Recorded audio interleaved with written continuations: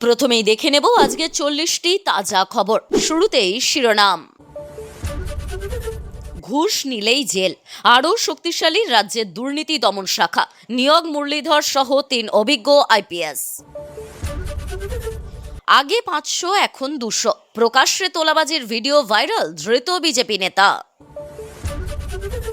সতর্ক করেছিলেন শ্রমিক, শীতলকুচিতে বিজেপির গোষ্ঠীদ্বন্দ্বে দলের নেতাকেই ডিম থেরাপি। যৌনাঙ্গে আটকে রড, আসামে বাড়িতেই উদ্ধার কিশোরীর দেহ, ধর্ষণ করে খুন, প্রতিবাদে জাতীয় সড়ক অবরোধ। টুলু মামলায় যোগ, পাথর খাদানের সঙ্গে যুক্ত 3 ব্যবসায়ীর উপর এলো পাথারি গুলি নলহাটিতে। ধর্ষণের অভিযোগ করায় গৃহবধূকেই শাস্তি, থুতু চাটতে বাধ্য করল বিহারের খাপ পঞ্চায়েত। আশাকর্মীর মৃত্যুতে তুমুল বিক্ষোভ বাঁকুড়ায়, বিধায়ক চন্দনা বাউরির সাম্প্রতিক মন্তব্য নিয়েও ক্ষোভ। আরও চাপে হুমায়ুন কবির, এবার আইনি নোটিশ ধরালো মোহামেডান, টাকা না দিলে মামলা, যাবে সভাপতির পদ। নিষিদ্ধ অ্যাপে মধুর ফাঁদ, অশ্লীল ভিডিও তুলে যুবকের 1.5 লাখ হাতানো, ধৃত কলকাতার মেধাবী ছাত্রী। আরজি করে সিবিআই এর নতুন তদন্ত দল ঘুরে দেখল ঘটনাস্থল, ধর্ষণ খুন মামলায় আগেই বদলেছিল তদন্তকারী অফিসার। তোলাবাজি করলেই দল থেকে বহিষ্কার, শ্রমিক দিলীপের পরে বিজেপির নেতাকর্মীদের কড়া ভাষায় সতর্ক করলেন অগ্নিমিত্রাও। অভিষেকের আত্মসহায়কের আগাম জামিন খারিজ করল হাইকোর্ট, জমি দুর্নীতি মামলায় বাধা রইল না গ্রেফতারিতে। ঝাড়খণ্ডের সরকারি নিয়োগে দুর্নীতি, অনশনে দেবেন্দ্রনাথ মাহাতো, ওয়াংচুকের লড়াই মনে করাচ্ছেন ছাত্রনেতা। ডিপ্লোম্যাটিক পাসপোর্ট নিয়ে পালিয়ে যেতে পারে চার্টার্ড মাফিয়া, অভিষেককে নিয়ে আশঙ্কা ঋতব্রতর। আসল পড়ুয়াদের মাফ, অপরাধীদের নয়, সংসদ চলো কর্মসূচি মামলায় সুপ্রিম কোর্টে জানালো কেন্দ্র। রাজ্য পিএসসির নতুন চেয়ারম্যান অনিল বর্মা, তৃণমূল সরকারের গুড বুকে ছিলেন না অবসরপ্রাপ্ত এই আইএএস। মদের দোকান বন্ধের নির্দেশ দিয়ে মুখ্যমন্ত্রীর বক্তব্যের অপব্যাখ্যা করা হচ্ছে, জানালেন শ্রমিক ভট্টাচার্য। আগে নিজেকে বাঁচতে হবে, তারপর তো রাজ্য, মুখ্যমন্ত্রীকে বুলেট প্রুফ জ্যাকেট পরার পরামর্শ অগ্নিমিত্রার। আর চোখের মনি নয়, আঙুলের ছাপ মিলিয়েই তোলা যাবে রেশন, নিয়ম শিথিল খাদ্য দপ্তরের। বিষ্ণই গ্যাংয়ের টার্গেটে এবার ভবানীপুরের ব্যবসায়ী, ফোনে 5 কোটি দাবি, খুনের হুমকি। এসআইআর এর গেরোয়ে পিএইচডিতে আটকে ভর্তি, ট্রাইব্যুনালকে 1 সপ্তাহের ডেডলাইন বেঁধে দিল হাইকোর্ট। অভিষেকের কালো টাকা কেরল লবিতে, হাতে গরম প্রমাণ নিয়ে দিল্লির পথে ঋতব্রতরা। পাকিস্তানি বাংলাদেশিদের দেশছাড়া করে হিন্দু রাষ্ট্রের দাবি, ঘেরাও সাংসদ, জনরোষ বাড়ছে নেপালে। বাড়িতে বোমা বন্দুক ছড়াছড়ি, ক্যানিংয়ে গ্রেফতার তৃণমূল বুথ সভাপতি। শেখ হাসিনা যেন রাজনৈতিক বক্তব্য না রাখতে পারে, দিল্লিকে হুঁশিয়ারি তারেক সরকারের। ঠেলা চালককে 4 চাকার মালিক বানিয়ে বাতিল রেশন কার্ড, পুরুলিয়ায় চরম সংকটে 2 ভাইয়ের পরিবার। সম্পত্তি নিয়ে বিবাদ, রাগে 2.5 বছরের সন্তানকে গলা টিপে খুন গুণধর বাবার, চাঞ্চল্য বাদুড়িয়ায়। বড় সাফল্য বনগা জিআরপির, বারাসাতে গ্রেফতার ছিনতাই চক্রের মাস্টারমাইন্ড কল্যাণ সর্দার। দোতলার প্ল্যানে 5 তলা হাঁকালেই আকাশ ছোঁয়ার জরিমানা, মুখ্যমন্ত্রীর সঙ্গে বৈঠকের পরই জানালেন অগ্নিমিত্রা। গরুর প্রস্রাব থেকে তৈরি হতো গাঢ় হলুদ রং, ছবিতে ব্যবহার করেছিলেন ভ্যান গগ, জড়িয়ে বাংলার নাম।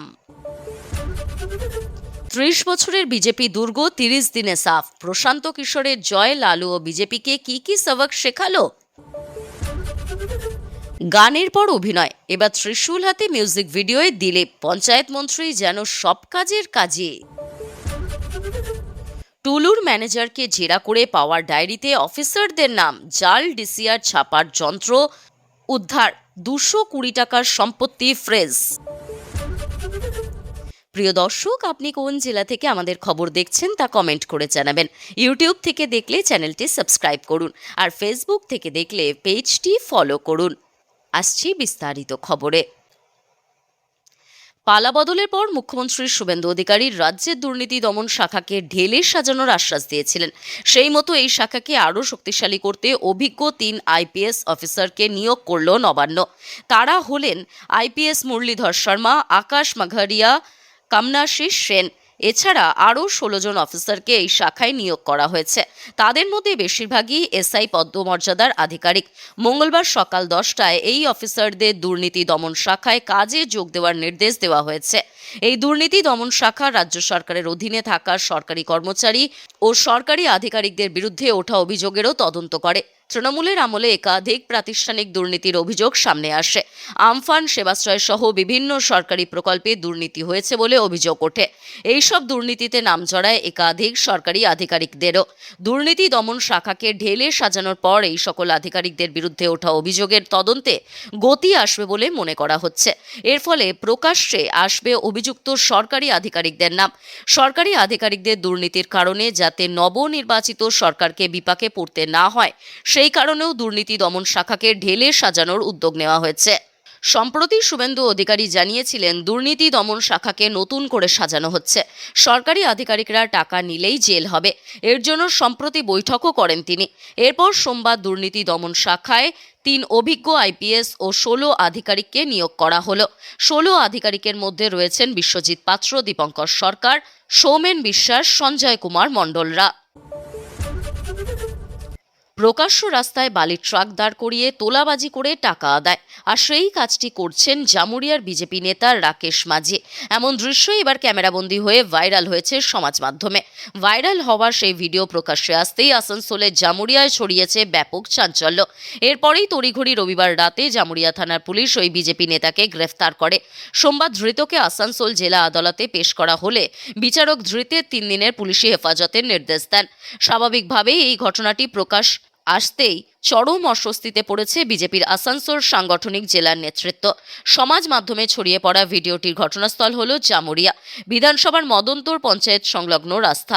এলাকাটি জামুরিয়া থানা চুরুলিয়া ফাঁড়ির অন্তর্গত। স্বাভাবিকভাবে এই ঘটনাটি প্রকাশ্যে আসতেই চরম অস্বস্তিতে পড়েছে বিজেপির আসানসোলের সাংগঠনিক জেলার নেতৃত্ব। সমাজ মাধ্যমে ছড়িয়ে পড়া ভিডিওটির ঘটনাস্থল হল জামুরিয়া বিধানসভার মদনতোর পঞ্চায়েত সংলগ্ন রাস্তা। এলাকাটি জামুরিয়া থানা চুরুলিয়া ফাঁড়ির অন্তর্গত। ভিডিও ভাইরাল হওয়ার পরেই স্থানীয় রাজনৈতিক মহলে শুরু হয়েছে তীব্র বিতর্ক।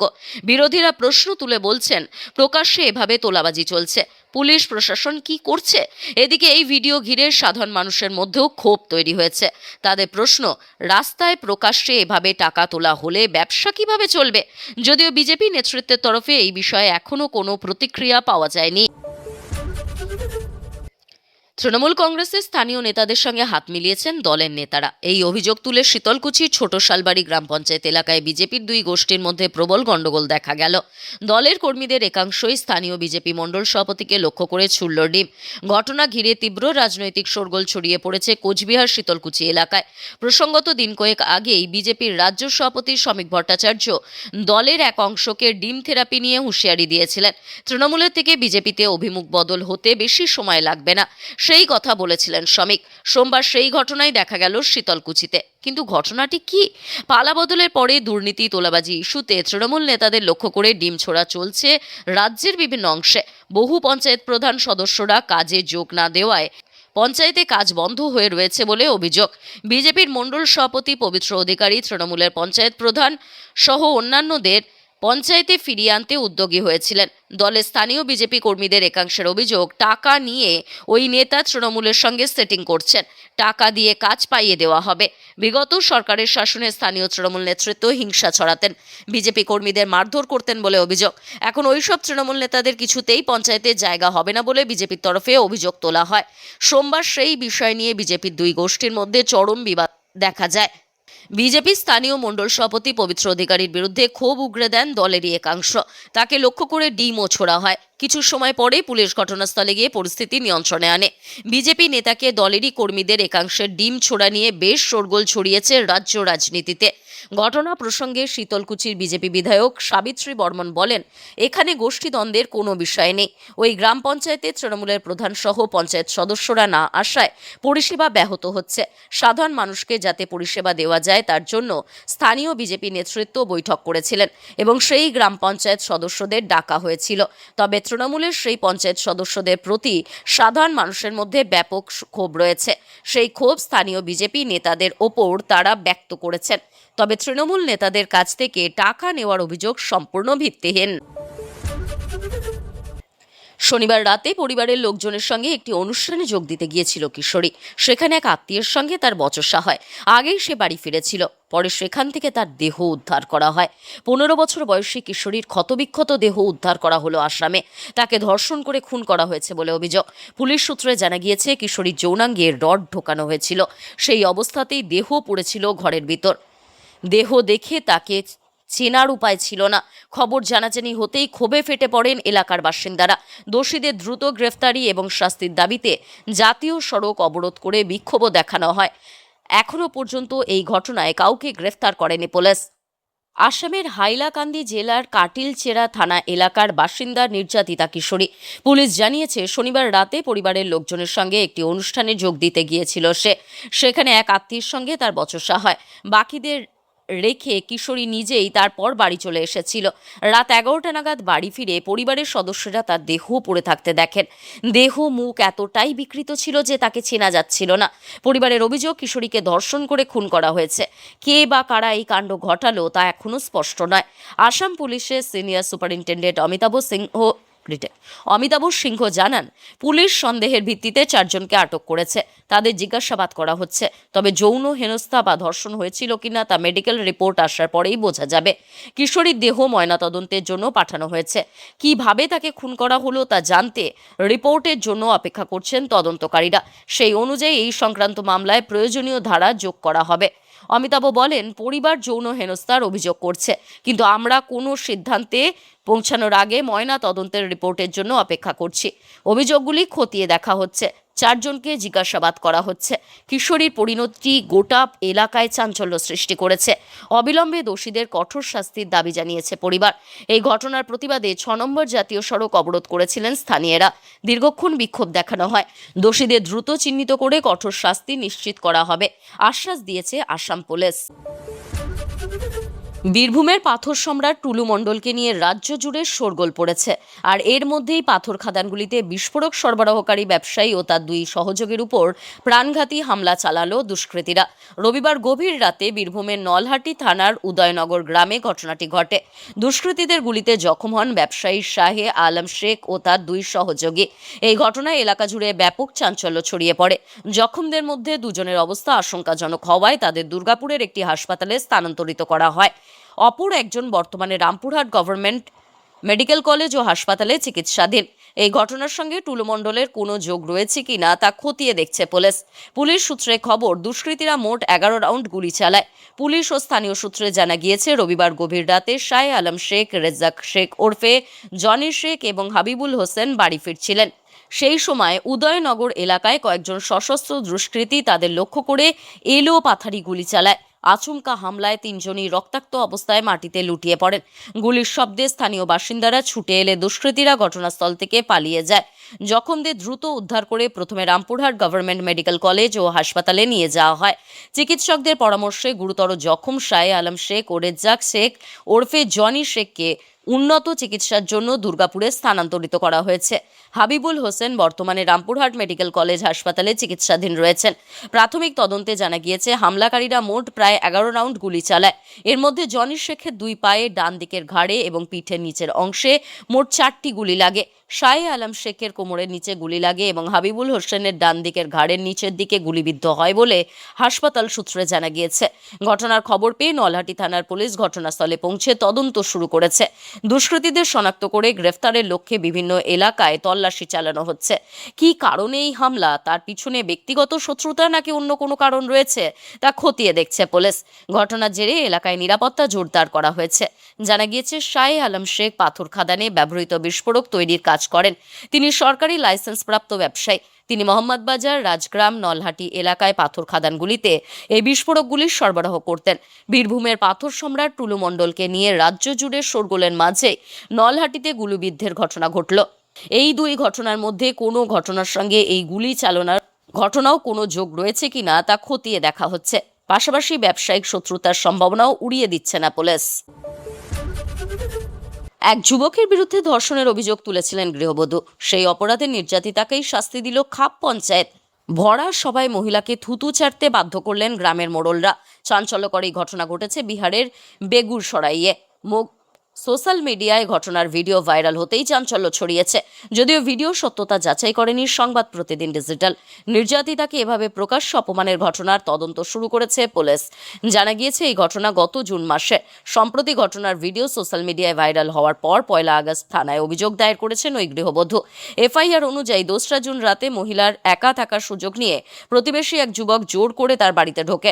এরপর ধর্ষণ করা হয় ওই মহিলাকে। শারীরিক নির্যাতনের পর যুবক জানলা দিয়ে পালানোর সময় গ্রামবাসীরাই ওই যুবককে ধরে ফেলেন। অভিযুক্তকে পুলিশের হাতে তুলে দেওয়ার পরিবর্তে গ্রামেই খাপ পঞ্চায়েত বসানো হয়। সেখানে দুজনকে চরম হেনস্থা করেন গ্রামের মোড়লরা। ভাইরাল হওয়া ভিডিওতে দেখা যাচ্ছে নির্যাতিতা কান ধরে দাঁড়িয়ে রয়েছেন মহিলা, তাকে ঘিরে রয়েছেন গ্রামবাসীরা। বেশ কয়েকজন শিশুকেও দেখা যাচ্ছে সেখানে। মাতব্বরদের নির্দেশ মতো মাটিতে মুখ দিয়ে থুতু চাটতে দেখা যায় মহিলাকে। এরপর ফুটেজে দেখা যায় এক ব্যক্তিকে। অনুমান এই যুবকই ধর্ষণে অভিযুক্ত। তাকেও কান ধরে থুতু চাটতে বাধ্য করা হয়। 31 জুলাই ভিডিওটি ভাইরাল হওয়ার একদিন পর অর্থাৎ 1 আগস্ট থানায় অভিযোগ দায়ের করেছেন মহিলা। ধর্ষণের পাশাপাশি পঞ্চায়েতের বিরুদ্ধে অভিযোগ দায়ের করা হয়েছে। যদিও গ্রামবাসীদের তরফে এই ঘটনার বিভিন্ন ব্যাখ্যা দেওয়া হয়েছে। তাদের দাবি ওই মহিলা অভিযুক্তের আগে থেকে প্রেমের সম্পর্ক ছিল। আপত্তিকর অবস্থায় ধরা পড়ার পর তাদের বিরুদ্ধে ব্যবস্থা নেয় পঞ্চায়েত। কিন্তু প্রশ্ন হলো, আইন আদালতকে শিকে তুলে কিভাবে পঞ্চায়েত কাউকে এমন মধ্যযুগীয় বর্বর শাস্তির বিধান দিতে পারে?